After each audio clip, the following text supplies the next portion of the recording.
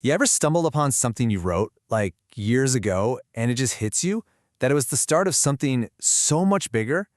Well, that's what we're diving into today. A fascinating 10-year journey of how a simple belief can grow into a whole life philosophy, and it all started with one little memory. So, this is where it all began. A simple social media memory notification. But this isn't just about nostalgia, right? This thing is like a digital artifact, an echo from 2015. And it kicked off this whole reflection on, wow, how much can really change in 10 years? Not just out there in the world, but right in here, in our own core beliefs. Okay, so let's follow that echo. We're going to trace the journey from what was basically a defensive statement to a full-blown life philosophy. It's really a story about growth, about learning who to trust, and maybe most importantly, about finding your own frequency. Let's rewind to 2015. This belief, it wasn't born from some deep meditative state. No, it came from a need for self-protection. It was like someone putting on armor because they felt vulnerable. It wasn't really a philosophy, it was a shield, a line drawn in the sand. And here's the line itself. It says, "Bend where the heart holds no stubbornness to make you bow." Pretty powerful, right? It's basically a declaration of self-worth. It's saying, look, I'm not going to let myself be broken by people who are determined to do just that. But to really get the vibe of it, you have to understand this one key word. And that word is zid. Now, it translates to stubbornness, but it's so much more than that. It's that insistent, almost aggressive obstinance, that willful desire to make you bend to their will. So that 2015 post, it was a direct response to that specific energy. It was a big nope to engaging with it. It was a wall built to keep zid out. But then a decade goes by, and that defensive shield, it morphs into something completely different. The best way to think about it is this. It went from being a shield, which you use in a battle, to a sanctuary, which is a place of peace. Looking back, the purpose was crystal clear. It was a shield, absolutely, held up against a world that just felt like it was constantly demanding you to submit.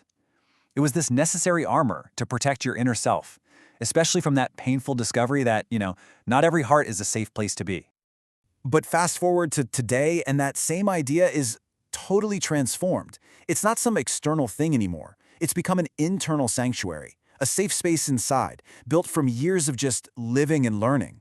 The goal isn't to keep the world out anymore. It's about building a peaceful world within. And this really lays out the whole evolution, doesn't it? What started as just a stance, a principle declared out of pain, a protective wall, has now become a daily practice, a philosophy you actually live. That grief, it's been sharpened into discernment. And that wall, it's become a space for resonance. So that begs the question, right? If the wall is gone, what does being flexible even look like now? See, this whole new way of thinking isn't about being rigid. It's about knowing when to bend and when to stand your ground. It's like this beautiful dance between being soft and being strong. And you can see where that flexibility, that bending, shows up. It's in these moments that are both totally ordinary and completely sacred. Bending for the pure sound of kids laughing, for the quiet hum of a water filter doing its job, for that holy silence between the call to prayer and the prayer itself. This is what it's about now, yielding to moments of grace and beauty.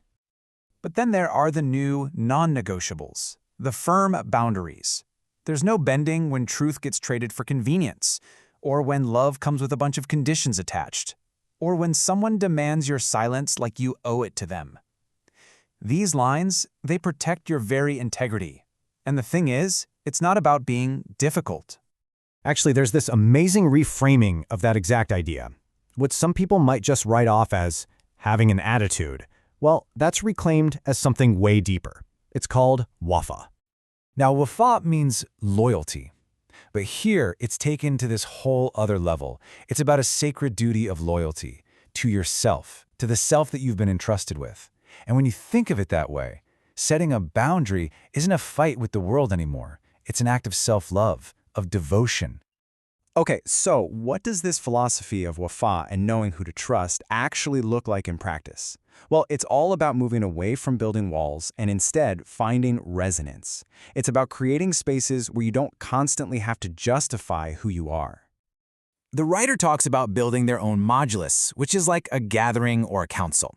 But listen, this isn't some exclusive club with a velvet rope. It's a space that's built on a shared frequency, a shared vibe. It's not about shutting people out. It's about drawing in the people who just get it, the ones who operate on a similar wavelength of respect and understanding. And you can see this idea of different frequencies in action, literally. This whole story is told in 3 different ways, for 3 different audiences. There's the poetic, rhythmic version for social media, then an intimate, spoken word version, and finally a deep, literary essay. See?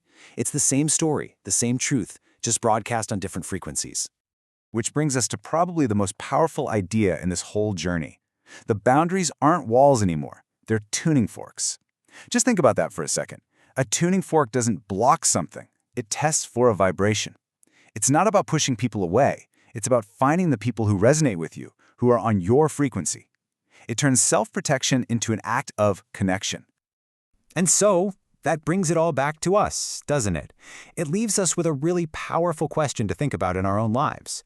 After all the years of putting up shields, of learning when to bend and when to stand firm, what's the unique frequency that you are putting out into the world?